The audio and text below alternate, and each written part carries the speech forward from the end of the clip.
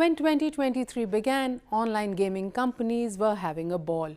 Widespread smartphone penetration, enhanced internet connectivity, and a growing youth population meant business was booming.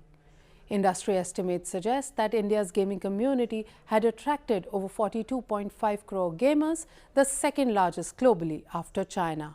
This has helped the industry clock a CAGR of 28% between FY20 and FY23, hitting a market size of 16,428 crore rupees in FY23. The real money spinner here was the real money gaming or RMG segment. This accounted for 82.8% of the online gaming market share in FY23.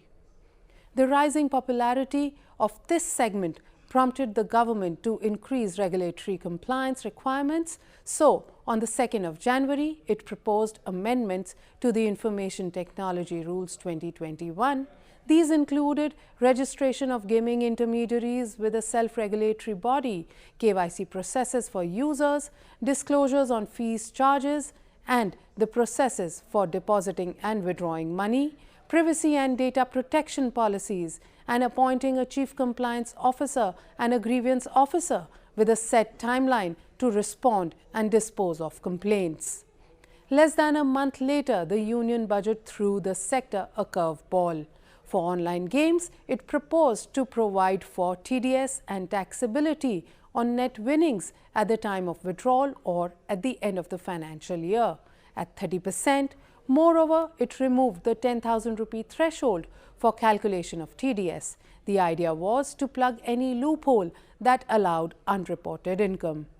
But higher taxation was not the only problem these online gaming companies were set to face. Acting on a spate of suicides and attempted suicides sparked by heavy losses in online money gaming, the government of Tamil Nadu and Karnataka brought in laws banning such games in their states. These quickly turned into legal battles that are far from over. Meanwhile, the government's tax machinery continued to plug what it believed were lapses in payments. Gaming company Gamescraft, for instance, received a 21,000 crore GST demand notice from the DGGI and had to seek relief from the Karnataka High Court. The court in that case was of the opinion that rummy is a game of skill and cannot be considered similar to betting or gambling activities.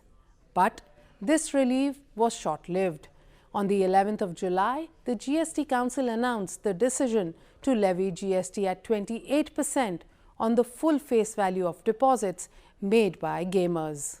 Online gaming, horse racing and casinos will be taxed. They will be taxed at 28%, each one, and they will be taxed on full face value. This opened up ruling in the Gamescraft case to challenge. Even as this special leave petition went to the Supreme Court, Parliament passed the amendments to the GST enshrining the 28% GST on online real gaming into law. This would kick in from 1st of October.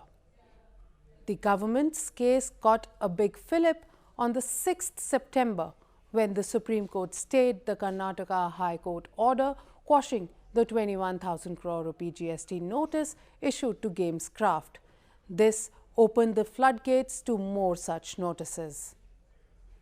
And as part of a major drive by the GST authorities, notices alleging GST evasion to the total tune of 55,000 crore rupees were sent out to online gaming companies like Dream11, Head Digital Works and Play Games 24/7.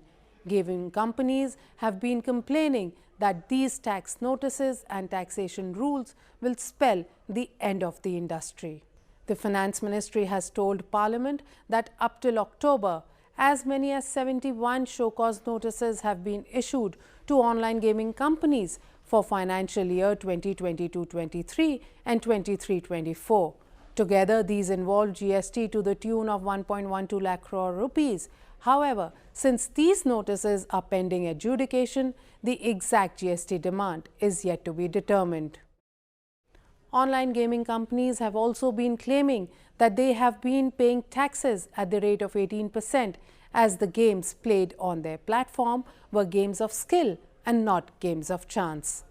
The government has also given the online gaming industry a ray of hope.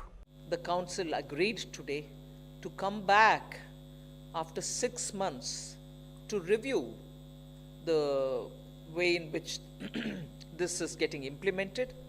When I say 6 months, it's not 6 consecutive months beginning from today. It begins from after when this gets implemented.